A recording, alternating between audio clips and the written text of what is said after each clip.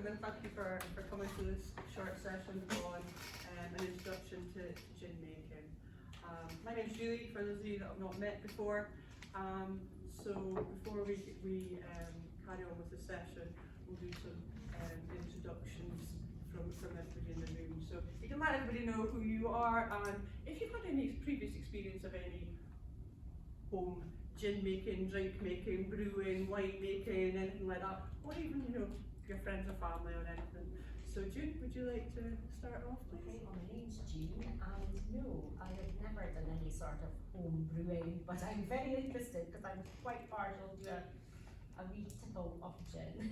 Just a wee one? Oh, well. Colin? Yeah, my name's Colin. I've drunk gin in the past. Never again. I drank it once, but never again because it never agreed with me. But yeah, no, never. My name's Bob.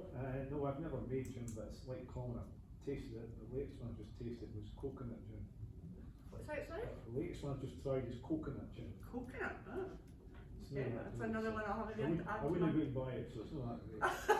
Fair enough. Yeah, I'm not sure how you would go about that one. I may have to do a bit of research on that one. Next? Yeah, I'm Paddy. My only previous experience of brewing or distilling is only consumption of home brew. Never again. Was it rather potent? The next day was carnage.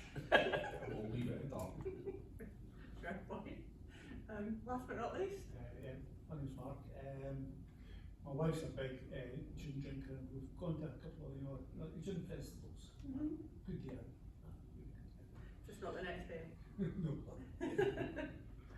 Well, yeah, as I said already, my name's Julie, and yeah, I would say an avid gin maker. That probably sounds a bit, but it all stems from when I moved house a couple of years ago.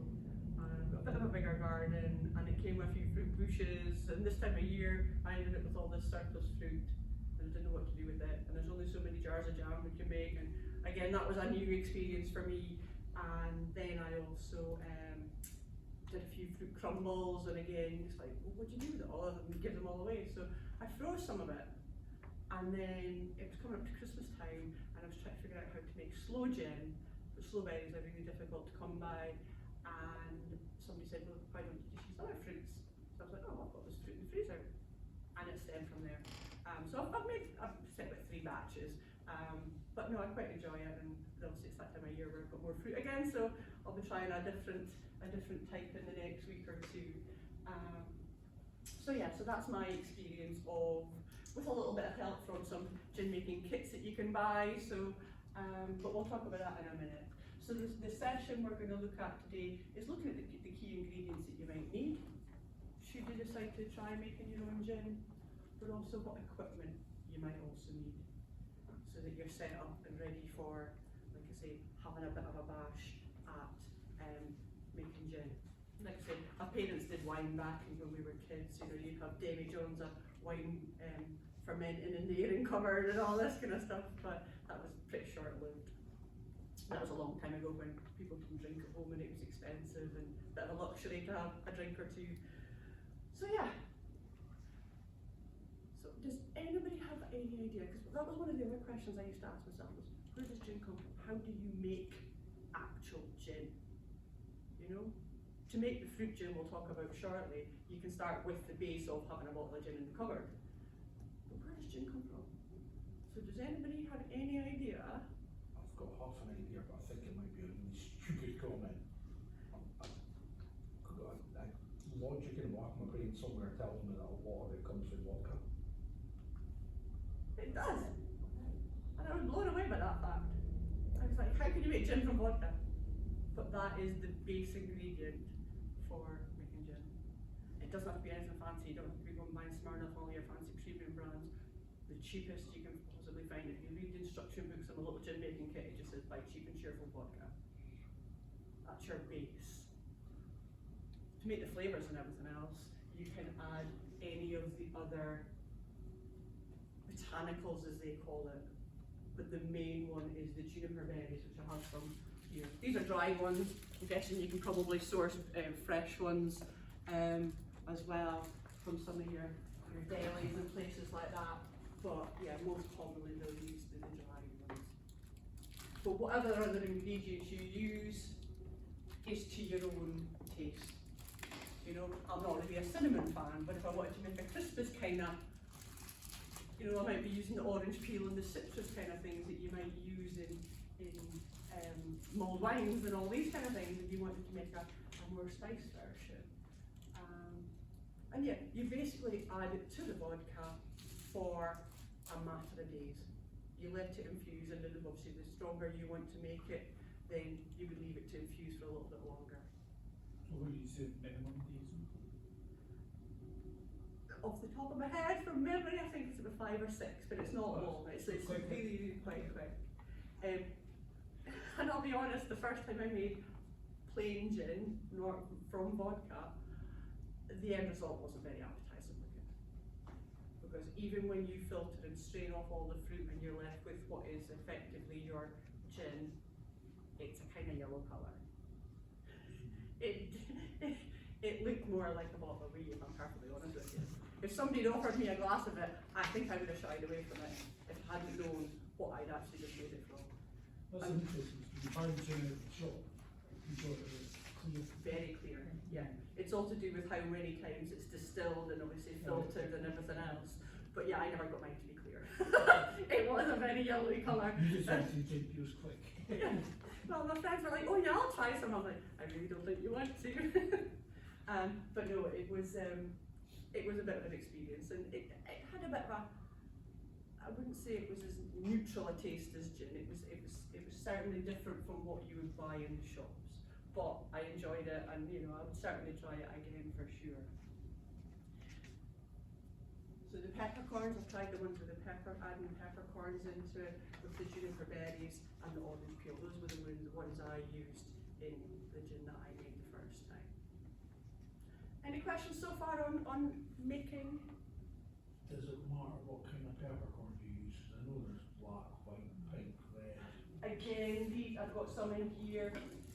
And they're,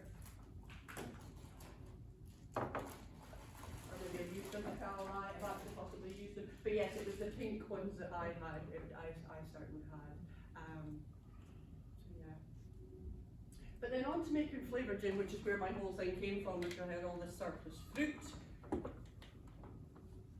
And again, you can make any flavour, any fruit, whatever your tipple was. The first time I tried to make it, like I said, I wanted to make sloe gin, and a friend of mine said, oh, I've got some sloe berries in my garden, I'll give you some. And I'm like, great. So he gave me a bag of berries that, you know, they look relatively like sloe berries, dark purple in colour. I put them in with my gin, and they, you know, you mash them all up so you get the flavour, the essence from them, and then you mess it 2 days later. So my mum says they're actually damsons.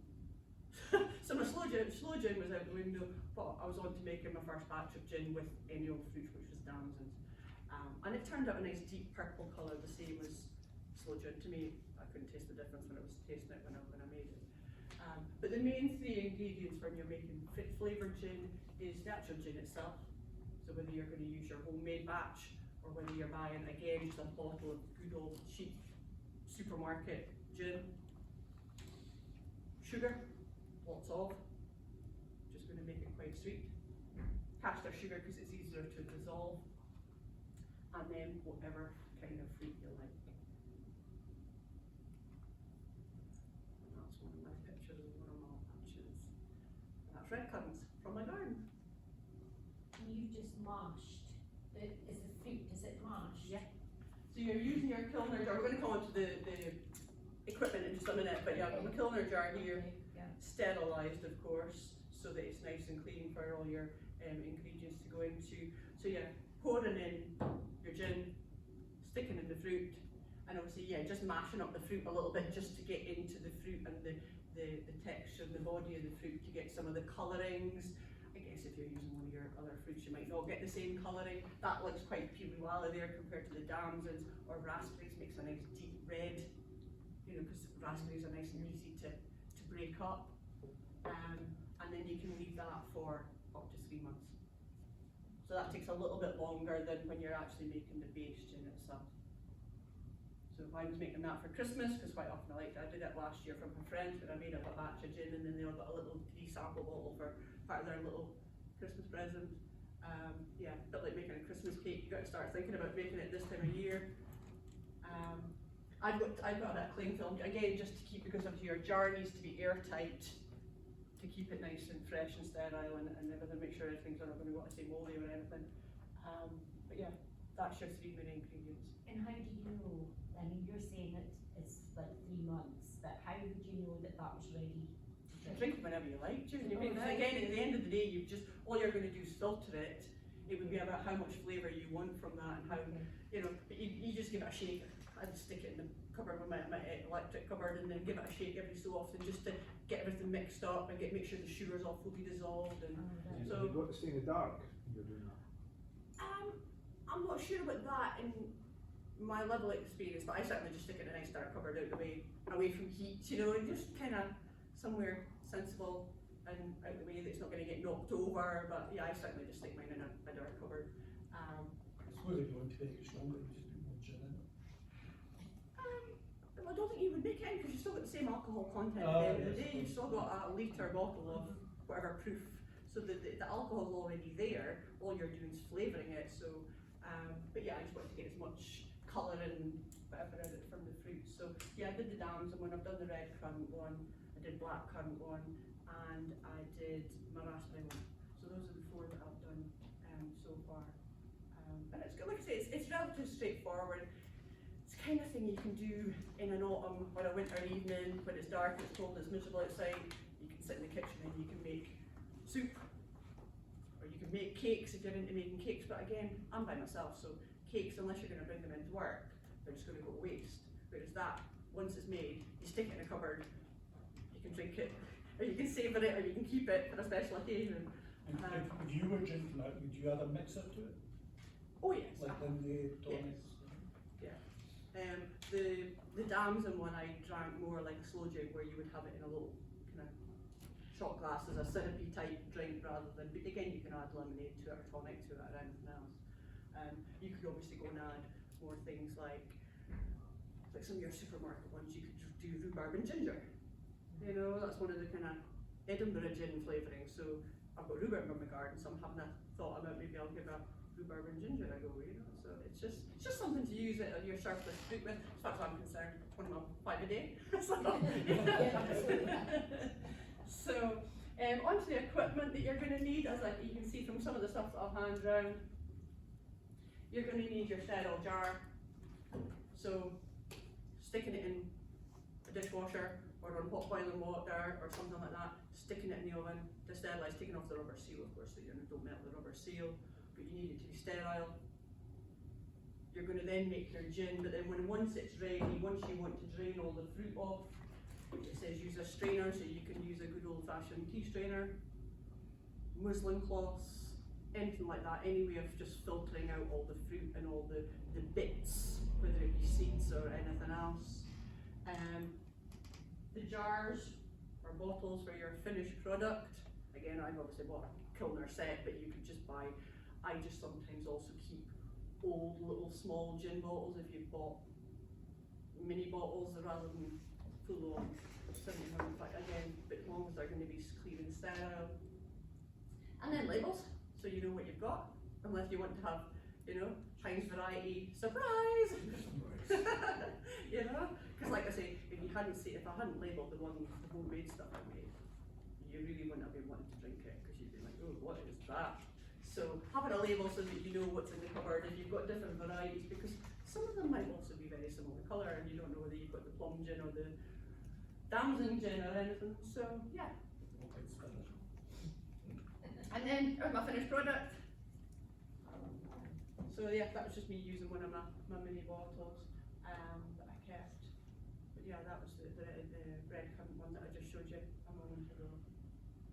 So relatively inexpensive, whether you're buying a bottle of vodka or a bottle of gin, because you're using the shop bought stuff, or you're making your own, you've got that outlay, you've got a little bit of an outlay with some of the, and all this is relatively cheap. Not like Paddy and some of his equipment earlier, you know, once you've got it, it's there for you to reuse. You'll have your sugar, you'll have your fruit if you buy it, or if you're producing it yourself. You find yourself reusing it a lot. What, the equipment? Sorry. Anybody got any questions about any of the equipment that's needed or anything? Well, it's my wife's Christmas sorted. Happy to help. So yeah, before I go on to the recap, I've got a few questions for you. And I'll make sure I've not got any answers on the screen. Can anybody remember any of the key ingredients used to make my homemade gin? Vodka. Vodka as a base. Any other ones? Berries. Fruit. Juniper berries. Juniper berries, good, that was one of the main botanicals that's obviously going to make your actual gin itself. Colin? Yeah, orange peel. Orange peel, good. Cardamom. Cardamom. Like I say, whatever sort of spices and anything that you've got in your kitchen cupboard you can use. But yes, those were some of the main ones. And then for the equipment, Colin, Jars. the jars, good. Labels. Labels, bottles, strainer. Yeah. I think That's pretty much most of it, absolutely. Bread. And the gin to put in them. Correct, absolutely. Good. So yeah, so we've just recapped on that and the fact that you're now able to identify the key ingredients for making gin and the equipment that's going to be required. Thank you very much.